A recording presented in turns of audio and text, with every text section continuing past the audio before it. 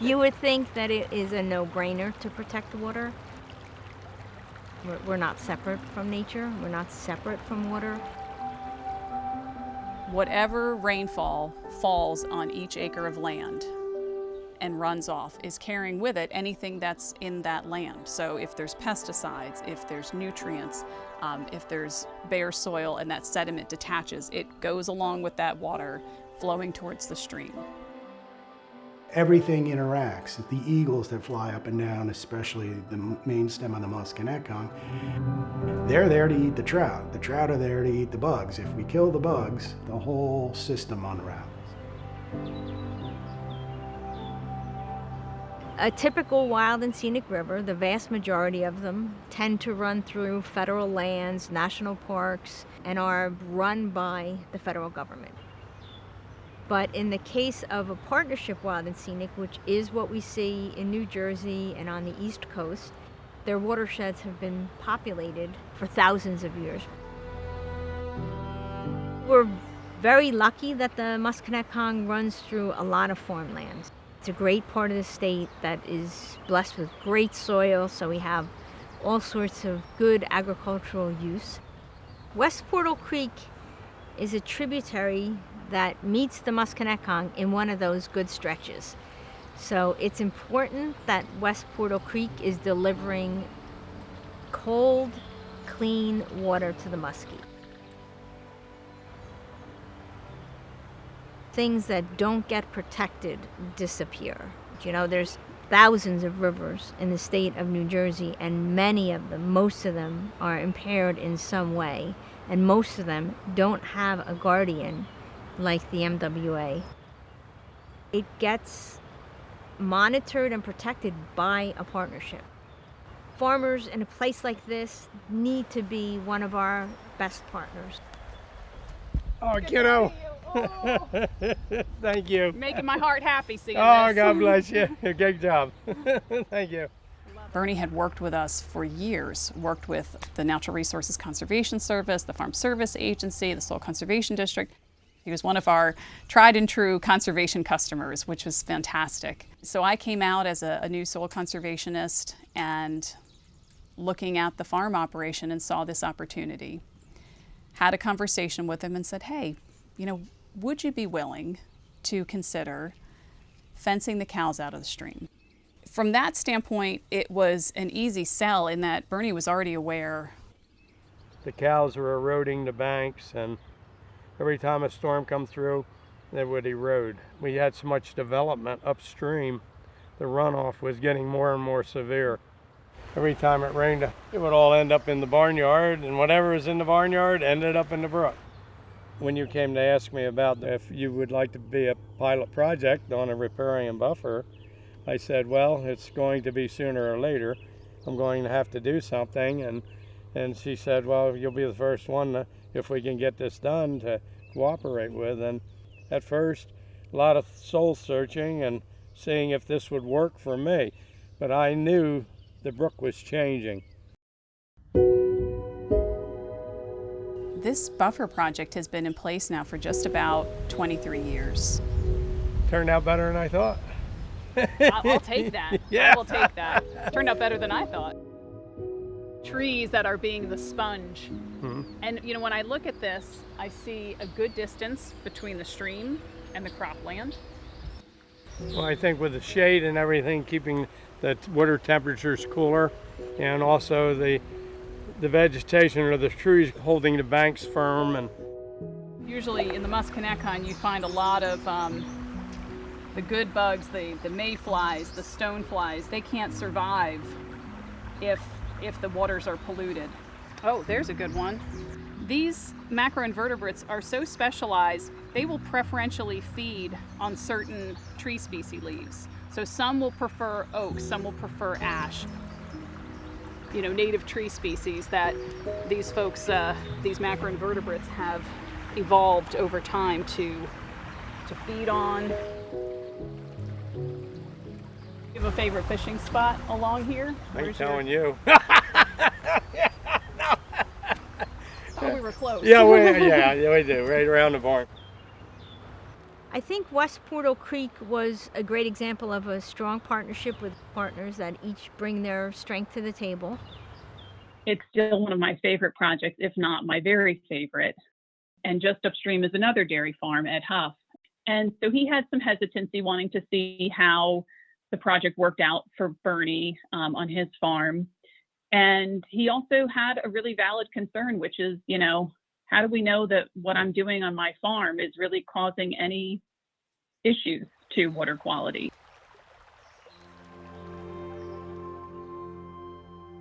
Back in the 90s, there was a lot of development pressure in the Musconetcong, and local residents and government was very concerned that the drinking water quality was going to be impacted by all this people pollution that accompanies development.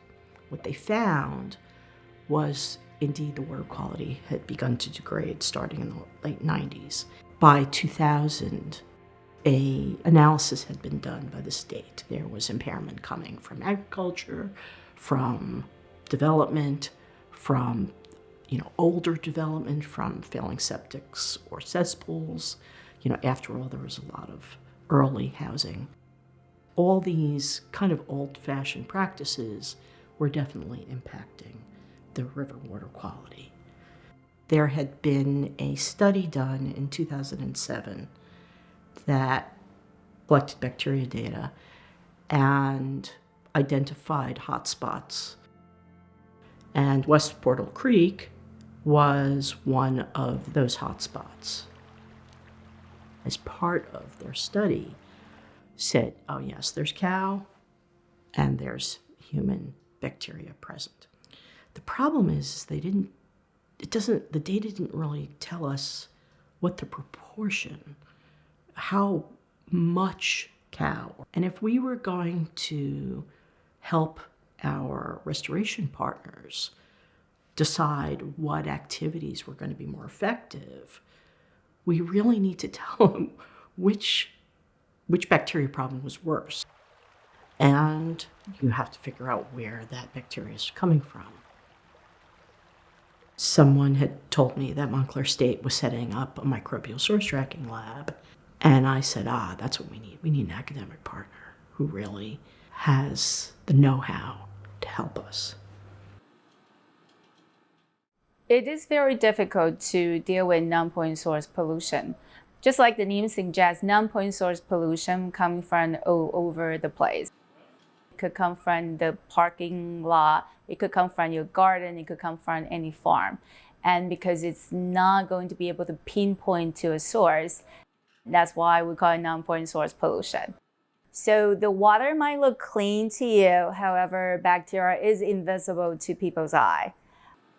Without a laboratory testing, you really cannot tell whether the water is safe for recreation or drinking.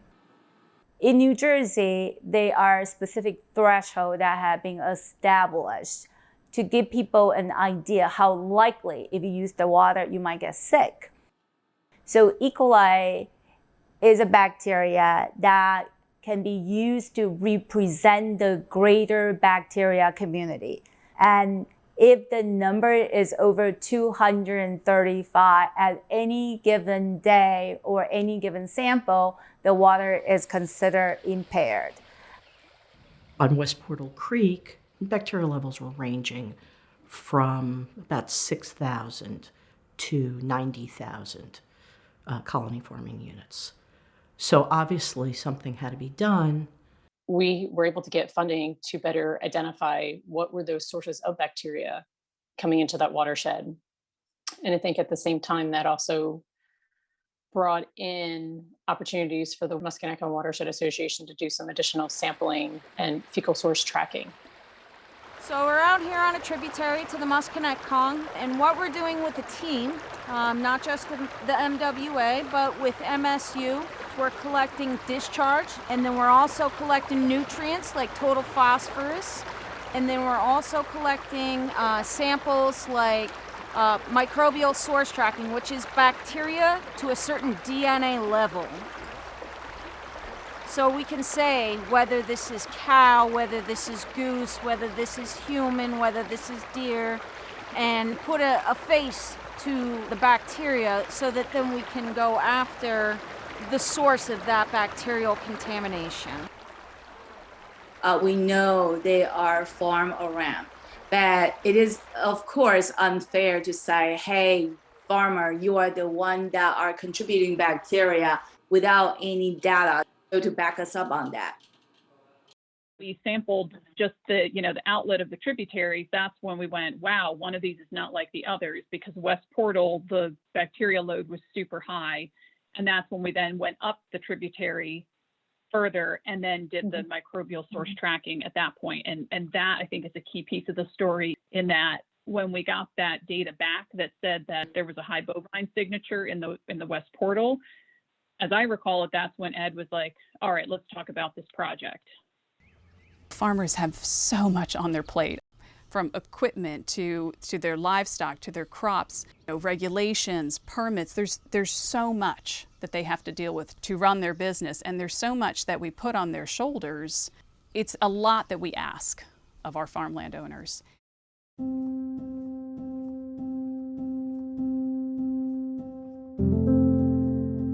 Yeah, the farm changed in a lot of ways,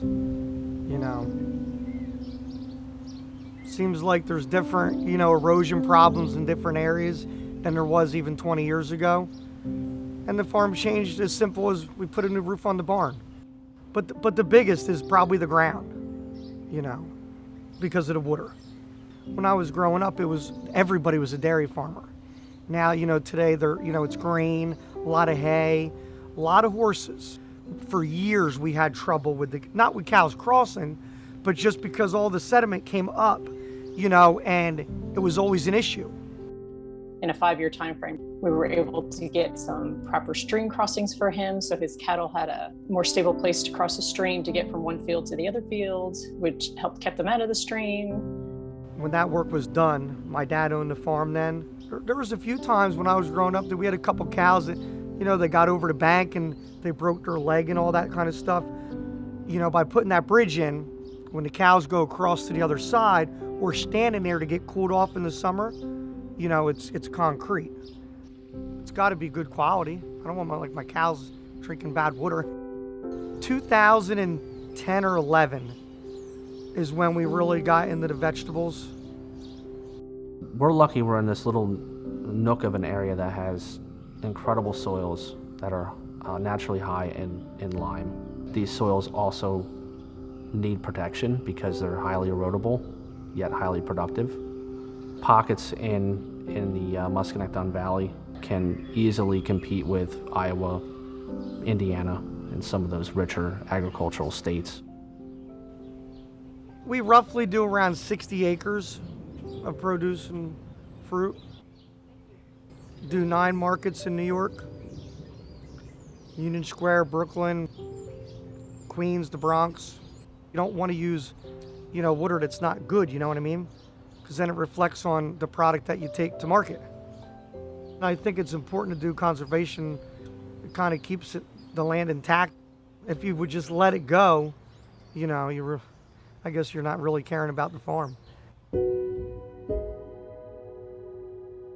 I'm most proud of being a first-generation farmer. There was years that I definitely wanted to quit that as well because of the struggles, the large amount of assets that you need up front to start such a business, right? Farmers are always asset rich and cash poor. My main business is hay business, right? And at the end of the day, when I see 2,000 bales of hay stacked in a barn done by me and my wife, there's a sense of satisfaction that I often can't get from my other position solely. And I feel that I also have a calling to the land. There's been certain times in my life that certainly I've felt that I could farm full time, but I also felt that I would have something missing.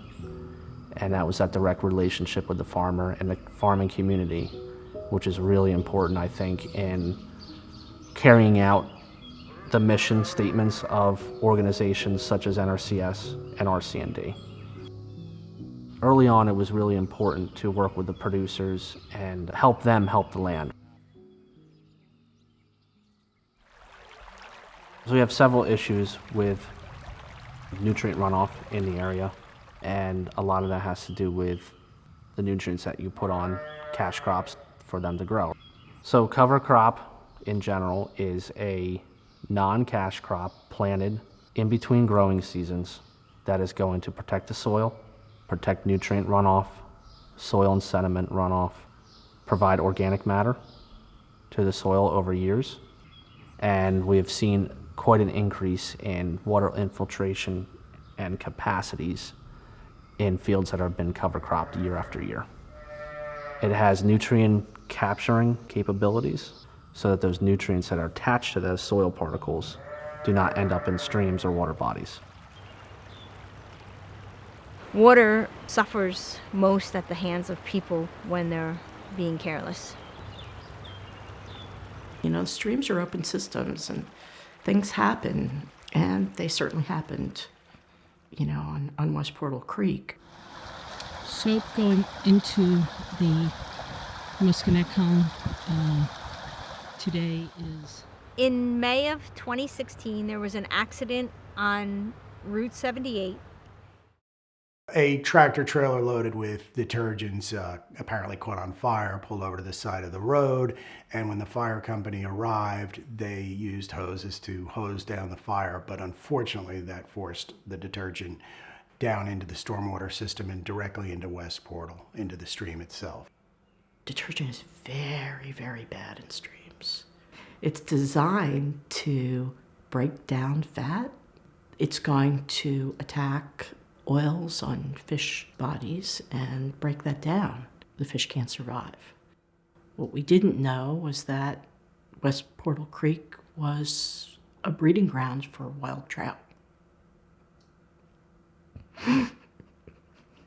Not good.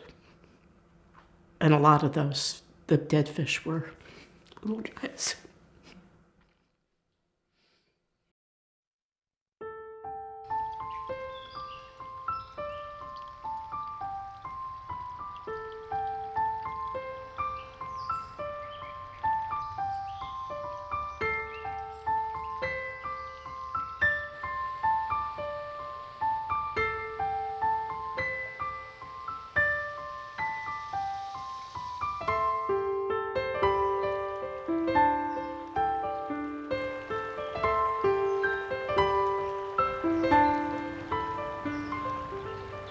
I can say happily that the rest of the stream has pretty much recovered.